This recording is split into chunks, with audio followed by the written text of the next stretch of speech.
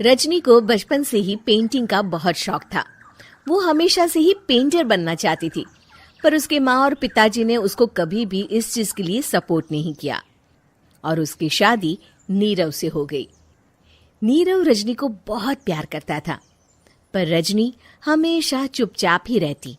वो इस शादी से खुश नहीं थी। वो ये शादी नहीं करना चाहती थी। उसे तो हमेशा से पेंटर जो बनना था।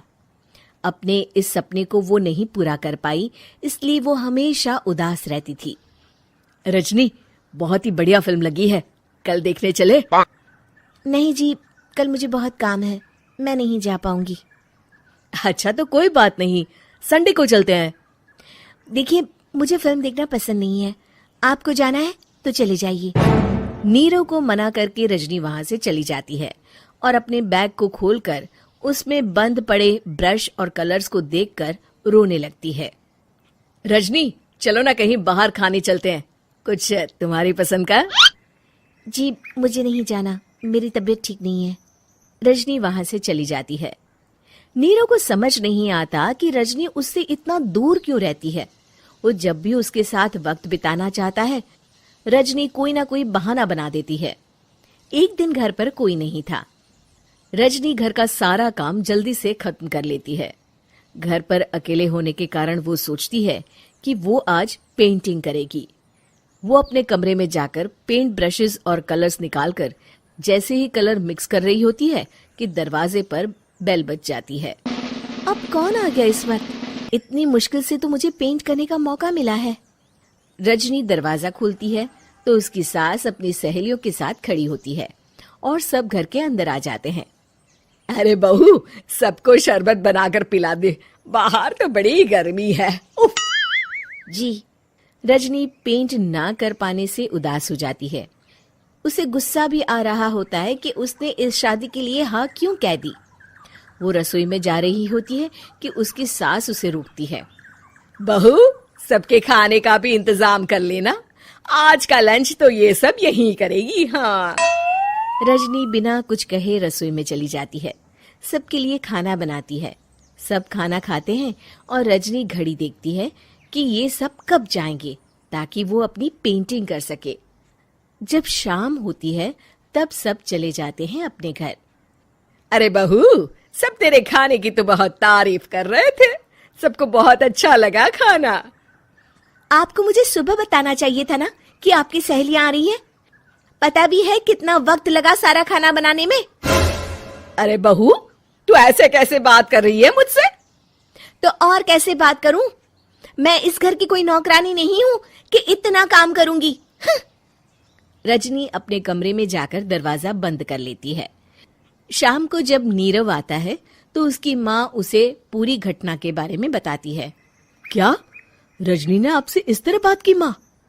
हाँ, और पता नहीं उसे क्या हो गया है, शाम से बाहर भी नहीं आई है। मैंने तो कई बार आवाज दी, खाना भी नहीं खाया उसने। तू ही बात करके देख ले बेटा। नीरव अपने कमरे का दरवाजा खटखटाता है। रजनी, दरवाजा खोलो, मैं हूं। रजनी दरवाजा खोलती है और फिर वापस जाकर अपने बिस्तर पर लेट जाती है। रजनी, माँ से बात करने का ये क्या तरीका है? मैंने कोई गलत बात नहीं की है। अरे तुम क्यों ऐसे बर्ताव कर रही हो सबके साथ?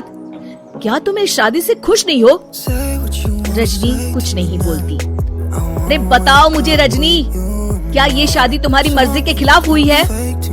हाँ, मैं ये शादी कभी नहीं करना चाहती थी। तुमसे क्या, मैं किसी से भी शादी नहीं करना चाहती थी। रजनी रोने लगती है। चुप हो जाओ रजनी, बताओ मुझे, तुम क्यों नहीं करना चाहती थी शादी? रजनी बेड के नीचे से अपने पेंटिंग्स, कलर्स, ब्रश, पेपर्स निकालती है। इतने में उसकी सास भी कमरे में आ जाती है। ये देख रहे हो, ये थे मेरे सपने। मैं पेंटर बनना चाहती थी, पर माँ पापा ने कभी सपोर्ट नहीं किया और मेरी शादी करवा दी। मेरे सारे सपने टूट गए। हर वक्त बस गुस्सा आता रहता है मुझे। मैं जानती हूँ कि आप लोगों की इसमें कोई गलती नहीं है, पर मैं क्या करूँ, मुझे समझ में नहीं आता।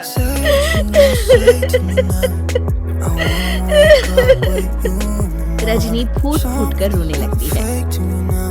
मुझे माफ कर दीजिए, आप दोनों के साथ मैं बहुत बुरा बर्ताव कर रही हूँ। अरे रजनी बेटा चुप हो जाओ तुम। नीरव पानी लेकर आता है। ये लो पानी पियो और शांत हो जाओ।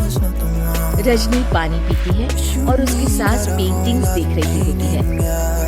अरे नीरव, हमें तो पता ही नहीं था कि हमारी बहू कलाकार है। अरे कितनी अच्छी पेंटिंग्स बनाई है, देखो तो। ये वाली तो मैं अपने कमरे में ले जाऊंगी। आपको ये पेंटिंग्स अच्छी लगी? अच्छी नहीं, बहुत अच्छी लगी। और तुमने हमें बताया क्यों नहीं? तुम जब चाहे पेंटिंग कर सकती हो रजनी। हम तुम्हारे सपनों को पूरा करने में तुम्हारा पूरा साथ देंगे। हाँ बेटा, हम कला की कद्र करते हैं। हम कलाकार तो नहीं, पर मुझे गर्व है कि मेरी बहू एक कलाकार है। रजनी, नीरव और सास तीनों हंस पड़ते हैं।